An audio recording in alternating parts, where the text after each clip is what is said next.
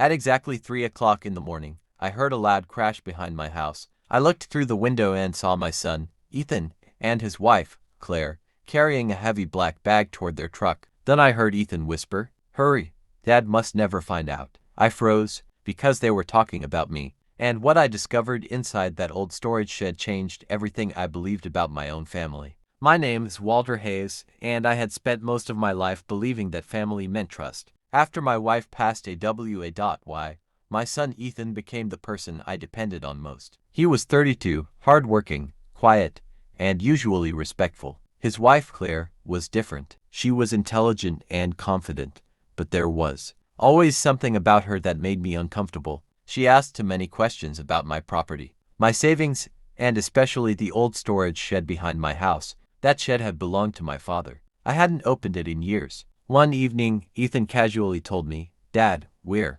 going to clean that old shed this weekend. It's falling apart." I agreed. I thought they were simply trying to help. But 3 nights later, I woke up to a strange noise. Crash. I checked the clock. 3 a.m. I quietly walked toward the window. Outside, I saw Ethan and Claire standing beside a truck. Claire was holding a flashlight. Ethan was dragging a heavy black bag from the shed. Then I heard his voice. "Don't let Dad find out." My heart dropped. I stayed hidden until they drove away. The next morning, I asked Ethan about the noise. He smiled. "Probably just some old boxes falling over." I looked directly into his eyes. He wouldn't look back. That afternoon, I went to the shed. The padlock was broken. He had been scared. The black bag wasn't filled with stolen money. It contained copies of documents Claire had taken from the shed documents she believed would help her complete the transfer. That night, Ethan came to my house alone. His eyes were filled with tears. "Dad, I'm sorry. I didn't say anything," he continued. "Claire told me we were going to lose everything